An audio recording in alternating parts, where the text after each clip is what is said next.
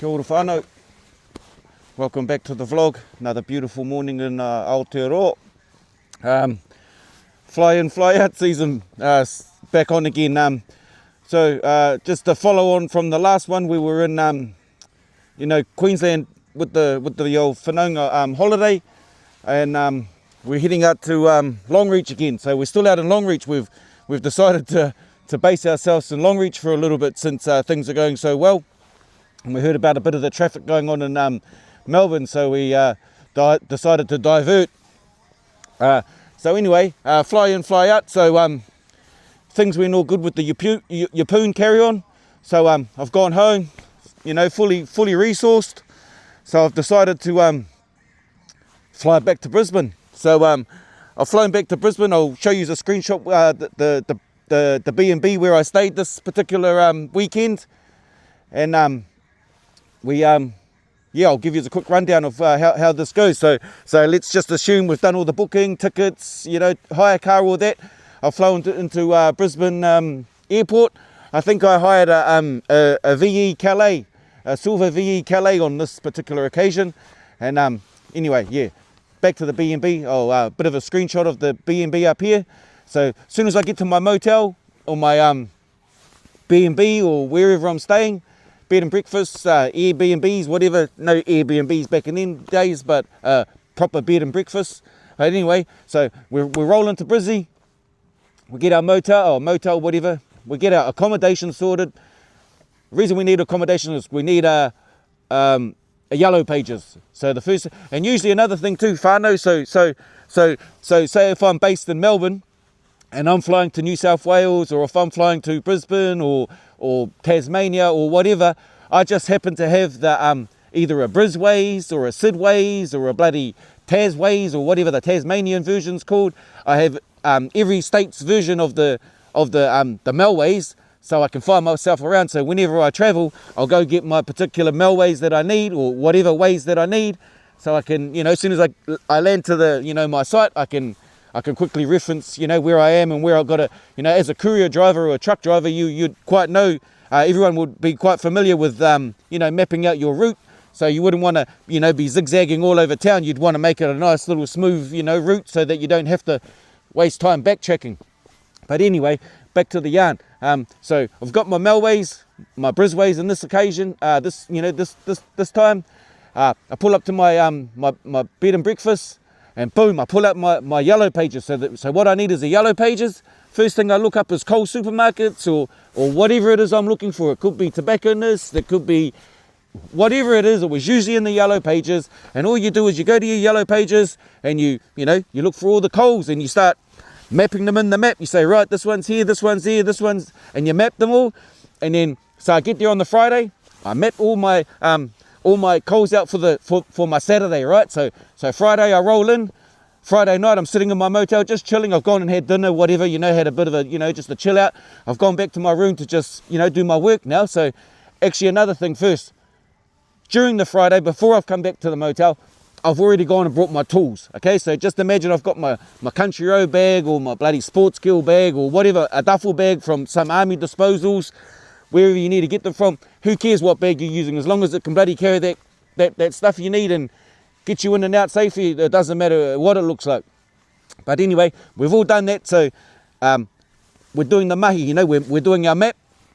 Come the Saturday morning, whatever, first thing I do is I pull out my map, because I've decided I'm going to start here and make my way down to wherever, and I'm going to stop at each Coles along the way and do my recon, as you will. You got to do your reconnaissance. If you think you're good enough to do it without it, then off you go, carry on. You'll be fine. But this is how I do it. Whānau, I'm quite methodical, and I'm quite purpose driven. Everything has a purpose and a reason for everything. Pretty much nothing that I do is wasted. It's all, whether it comes down to my relaxing and I'll be visualizing, the exact, I'm going to do this, I'm going to do that, I'm going to do this, and I'll visualize it 1,000 times on that Saturday and the Sunday. The Saturday is my Friday, Saturday is my work day. the Sunday, the actual during the day, that's my relaxed day. That's when I'll go watch a movie, I'll have lunch and dinner, and I'll just relax and visualize that whole Sunday, especially that whole Sunday, because Sunday's usually the night I'll go to work. And anyway, yeah. So yeah, we've mapped it out. Apologies, whānau, I've been away for a while anyway, so a little bit rusty. But all right, we'll just get straight to the chase. On this particular occasion, we've gone and hit the Ascot Park, or the Ascot Racecourse. There's a suburb in bloody Brisbane called Ascot, and there's a race track there, and there's a little, another, few photos popping up here of a Coles in the little local supermarket, shopping centre there. Same thing, I've gone through the front bloody window on this one, just caught the window on the right hand corner, bit of a photo will point to it. Bang, just gone straight through, just meters away, just again 3 minutes, whānau, you all know the drill. You don't need to hear this and show photos and all that carry on again, so I hope you're savvy. Bang, 3 minutes, boom, we're gone. And just on this occasion, I just happened to park, the car just literally around the corner, and I remember clearly there were some young fellas across the road somewhere. I just remember them seeing me, and I remember them watching me run down the road, and I was wondering if they were going to, give chase and, give me a challenge, but they didn't. They just, watched with purpose and let me go about my night.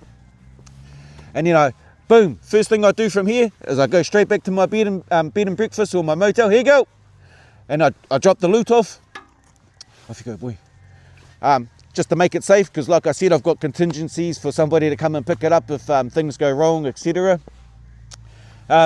Yeah, and so the second one I've done this night, man, for the life of me, I can't find where this one is. This is the one that just escapes my memory, and I just can't quite picture it, but I'll pop up a map. If anybody has a 2008 Yellow Pages, or even a 2007, 2006, can you please check your Yellow Pages and have a look in this area that I've chucked up on the screenshot of any Coles or Bilos in that area in 2008 or so, because that's the one I'm talking about. It had like a little ramp, and you sort of went across this little ramp, and then you went left, and then you went into, I'm sure it was like a Bilo, and it was on the, it doesn't matter what corner, because, it's on the corner.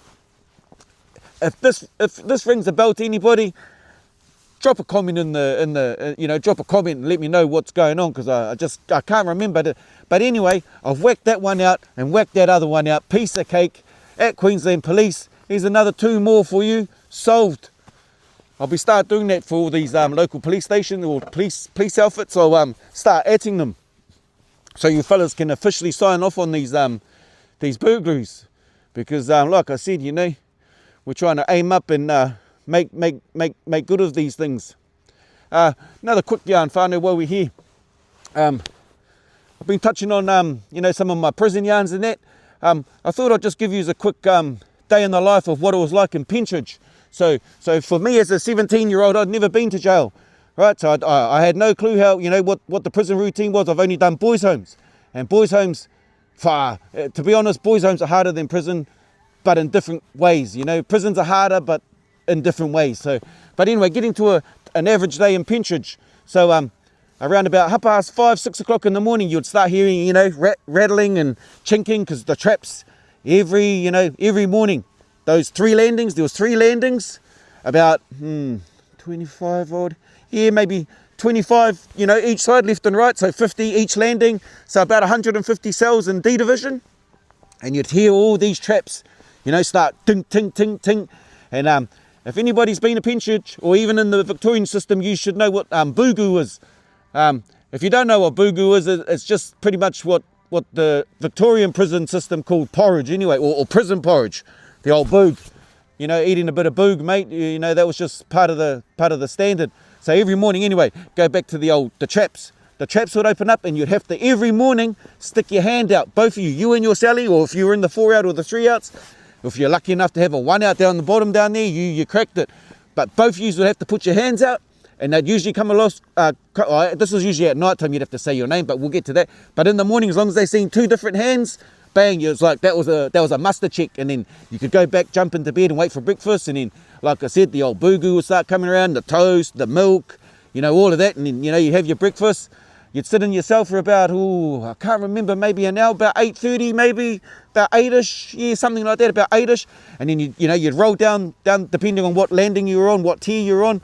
You'd roll down the stairs, and they used to bloody unalive people and hang them on that bloody landing. There was a big trapdoor that used to be there and shit from way back in the old days. That's quite freaky. But anyway, you come down and you'd go up between, like as you went up, by the screws box there, and that went straight out to like 3 yard, like I said, 3 yard, and there was a little lockbox with the phone in it. And if you went to the right, it was a 4 and 5 yard kestrel. That was protection when I first went there, but that later went to mainstream because the prison population just started exploding from this day on, from this era on. So from 98 onwards, this is when the whole game changed. The whole game changed anyway. That's another yarn. But anyway, and if you went to the left, there was another yard called 1 and 2 yard, and then what you wanted to do was go all the way down the race down to activities. If you made it to that yard, you cracked it. That was like the freedom yard. They had the table tennis, the pool table, bloody showers inside. None of these showering outside in the yard, like showering outside naked in front of other bloody men. Carry on. In the bloody shitting in the toilet in front of other, like wide open. Bloody hell. If there's some photos of this, carry on, have a look, check it out. I'll try and get some, but wicked place. But probably one of the best prisons I've ever been to be honest. We're going to go through a lot of prisons. Like I said, whānau, like I might have got away with this, all these burglaries and that, but bloody karma got me. Fuck, I done mass lags. I made heaps of mistakes. Whānau's, got a 4-year lag in bloody Perth for bloody beating up a bloody security guard and shit. We'll get to that story. We've got a 4-year lag in bloody Queensland for bloody crashing my car and fucking leaving the scene. Got a 4-year lag in New Zealand for fucking burglary.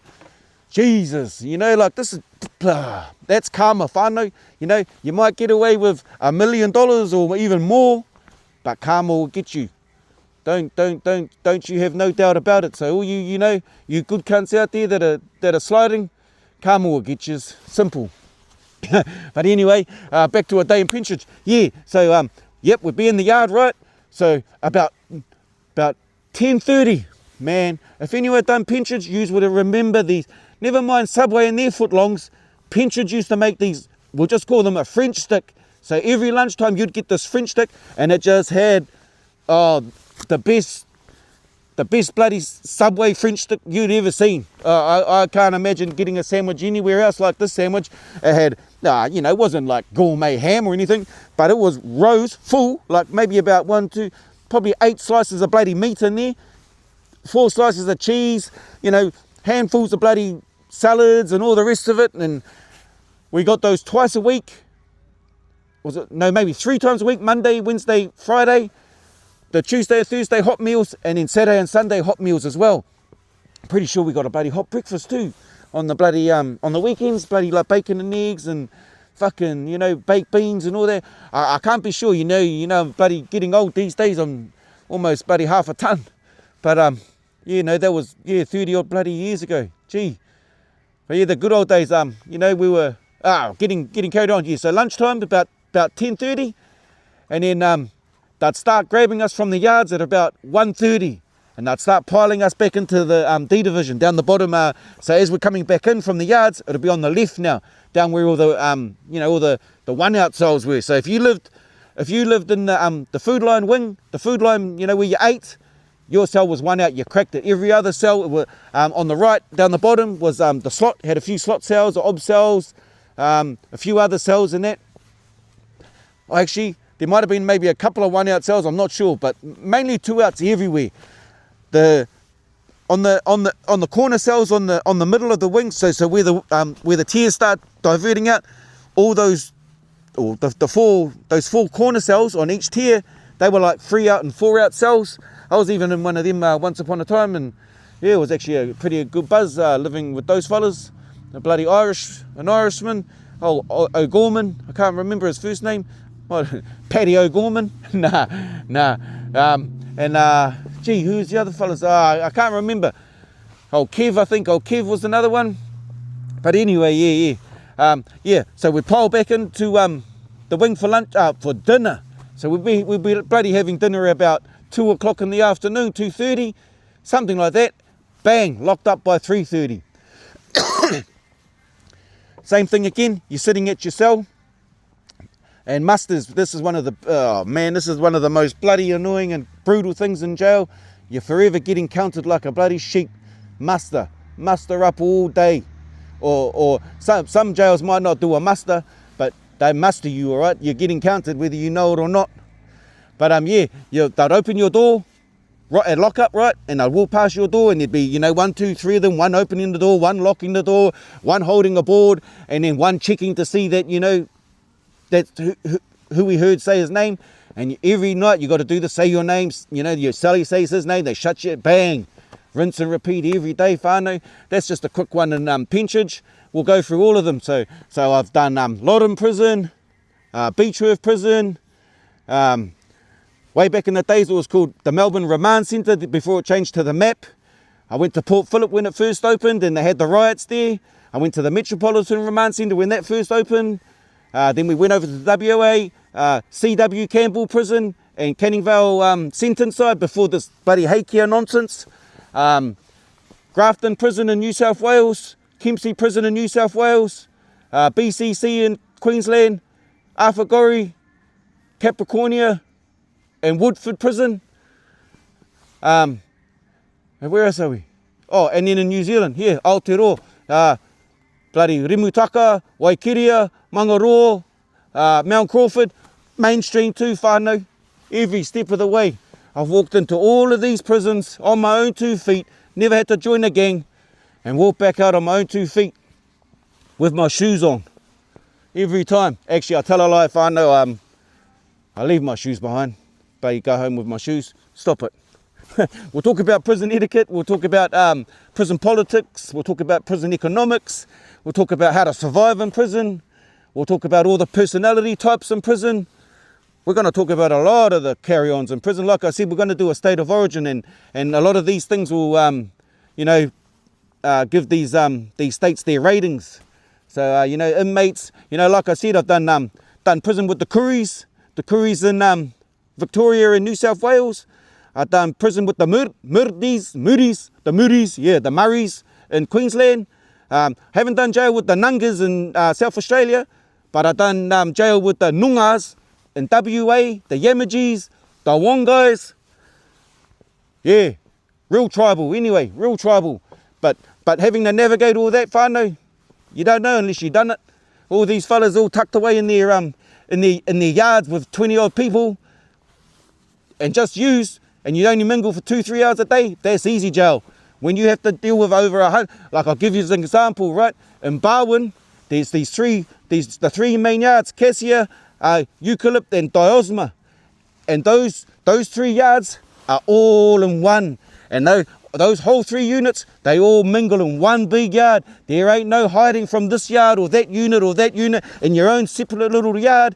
Yous are all out in the jungle, and you got to deal with it. But anyway, yeah. Anyway, whānau, it's probably about it for the night. Bit of a rugged one, a bit rusty. I've been away for a while. We'll talk about that.